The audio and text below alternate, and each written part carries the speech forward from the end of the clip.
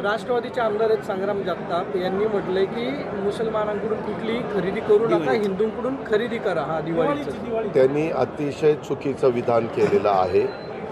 आम्ही त्यांना कारणे दाखवा नोटीस पाठवणार आहोत. एकदा पक्षाची ध्येय धोरणं ठरल्यानंतर पक्षाच्या विचारधारेपासून जर कुठलाही खासदार, आमदार किंवा संबंधित जबाबदार व्यक्ती अशा प्रकारची वक्तव्य करत असतील तर ती वक्तव्य राष्ट्रवादी काँग्रेस पक्षाला अजिबात मान्य नाही. ही भूमिका आमची कालही होती, आजही आहे, उद्याही राहील.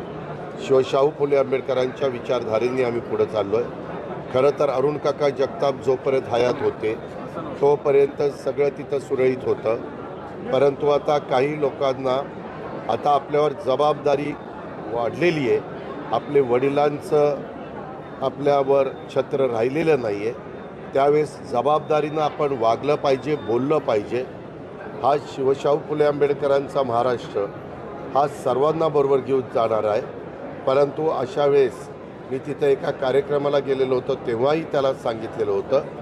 तो म्हणाला की नाही, मी त्याच्यामध्ये सुधारणा करीन, पण ते सुधारणा करताना दिसत नाही.